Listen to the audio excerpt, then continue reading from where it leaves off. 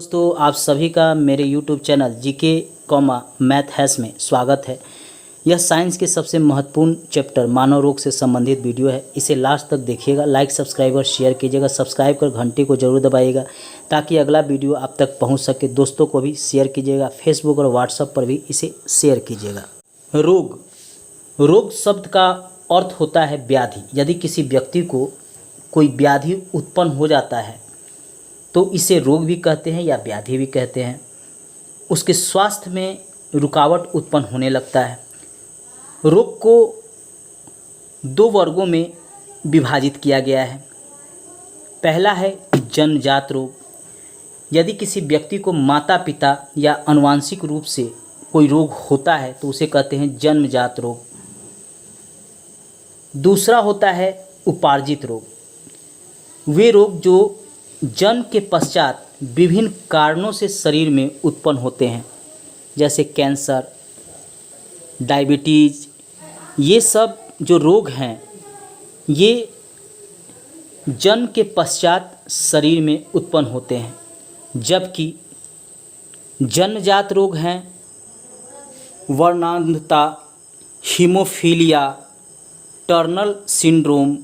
ये सब जन्मजात रोग हैं जो माता पिता के द्वारा बच्चों में होता है।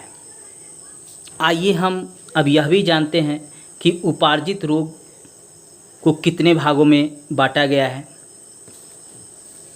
उपार्जित रोग दो प्रकार के होते हैं।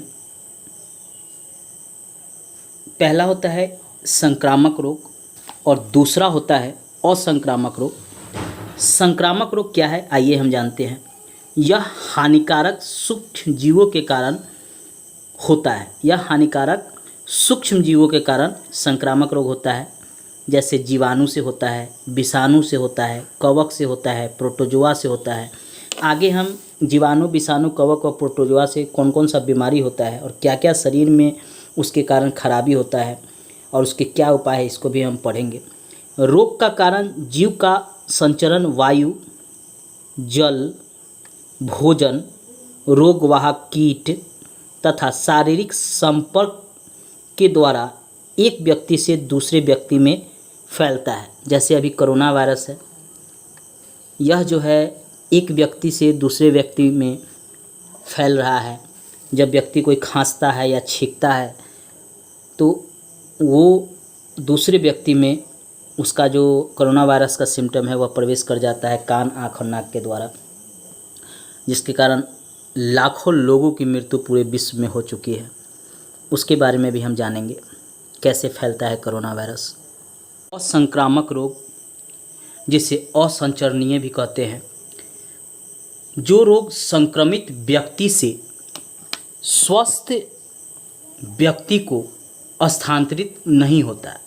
यानी ऐसा रोग जो स्वस्थ व्यक्ति को, जो अस्वस्थ व्यक्ति है उससे नहीं फैलता है, उसे कहते हैं असंक्रामक रोग। जैसे मधुमेह, जोड़ों का दर्द, कैंसर, हृदय रोग, ये सब किसी व्यक्ति से दूसरे व्यक्ति में नहीं फैलता है। अब हम जो मानव रोग हैं उसके बारे में एक एक कर पढ़ेंगे। कौन संक्रामक रोग हैं, कौन असंक्रामक रोग हैं, आइए अब उनको भी जानते हैं। बैक्टीरिया जनित रोग यानी जीवाणु से होने वाले रोग। आंत्र ज्वर, जिसे टाइफाइड कहते हैं, यह साल्मोनेला टाइफोसा नामक जीवाणु से होता है। यह आंत का बुखार भी है, जिसे आंत का बुखार भी हम कहते हैं। हमेशा ही प्रश्न में पूछता है कि टाइफाइड किस जीवाणु से फैलता है, तो याद रखिएगा साल्मोनेला टाइफोसा जीवाणु से यह फैलता है। इस रोग का कारण जो है पानी की गंदगी है। पूछता भी है कि टाइफाइड किसके कारण होता है, तो पानी की गंदगी के कारण यह टाइफाइड व्यक्ति को होता है। रोगी की प्लीहा और आंत्रयोजनी ग्रंथियां बढ़ जाती है। प्रश्न पूछता है कि जब टाइफाइड होता है तो उससे क्या शरीर के अंदर खराबी होता है, तो प्लीहा और आंत्रयोजनी ग्रंथियां बढ़ जाती है। प्लीहा और आंत्र योजनी ग्रंथियाँ, इसे याद रखिएगा, ये बढ़ जाती है टाइफाइड में। रोगी को तेज बुखार होने लगता है और सिर में हमेशा दर्द बना रहता है। इसके लक्षण है कि जब टाइफाइड किसी व्यक्ति को होता है तो उस व्यक्ति को तेज बुखार होगा और सिर दर्द भी शुरू हो जाएगा। कभी कभी पूछता है कि टाइफाइड के लक्षण क्या हो सकते हैं प्रश्न में, तो हमेशा याद रखिएगा तेज बुखार होगा और सिर दर्द उस व्यक्ति को होगा जिसे टाइफाइड होगा। टाइफाइड में इसका उपचार क्या है?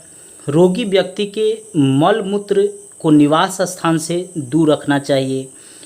भोजन को मक्खियों से बचाना चाहिए, यही इसका उपचार है।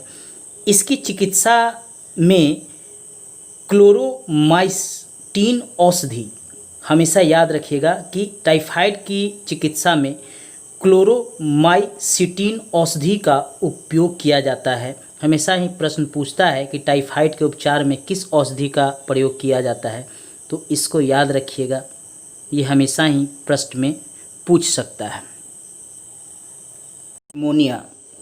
निमोनिया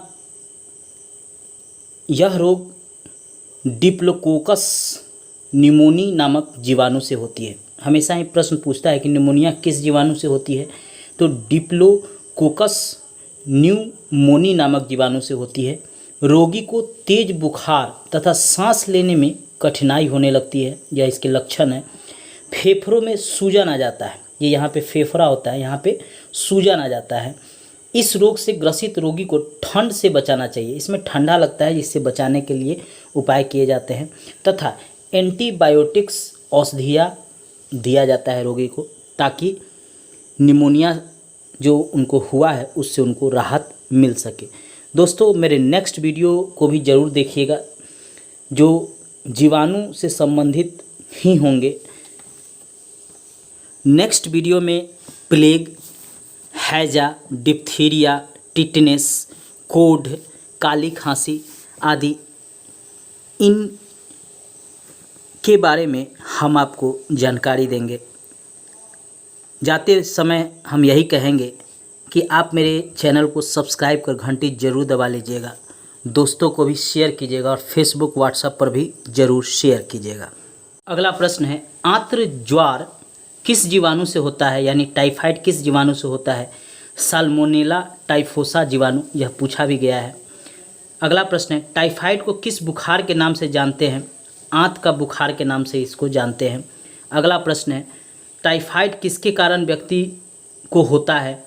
पानी की गंदगी के कारण यह टाइफाइड व्यक्ति को होता है। अगला प्रश्न है, रोगी में टाइफाइड के लक्षण की जानकारी कैसे होती है? उत्तर है, तेज बुखार और सिर दर्द रोगी को होने लगता है, इससे जानकारी होती है कि उसे टाइफाइड हो गया है। अगला प्रश्न है, टाइफाइड के उपचार में किस औषधि का प्रयोग करते हैं? उत्तर है, क्लोरोमाइसिन औषधि का उपयोग करते हैं। अगला प्रश्न है, निमोनिया किस जीवाणु के कारण व्यक्ति को होता है? उत्तर है, डिप्लोकोकस न्यूमोनी के कारण व्यक्ति को होता है। डिप्लोकोकस न्यूमोनी के कारण व्यक्ति को होता है। धन्यवाद दोस्तों। प्रश्न है, टाइफाइड किस जीवाणु के कारण होता है? उत्तर है, साल्मोनेला टाइफोसा के कारण होता है। अगला प्रश्न है, टाइफाइड किस कारण से होता है? उत्तर है, पानी की गंदगी के कारण से होता है। अगला प्रश्न है, टाइफाइड के लक्षण रोगी में कैसे दिखाई देते हैं? रोगी को तेज बुखार होता है और सिर दर्द होता है, इससे ये लक्षण दिखाई पड़ते हैं। दोस्तों, मेरे चैनल को ज़रूर सब्सक्राइब कर लीजिएगा, सब्सक्राइब कर घंटी को ज़रूर दबाइएगा, आपसे यही रिक्वेस्ट है। धन्यवाद दोस्तों।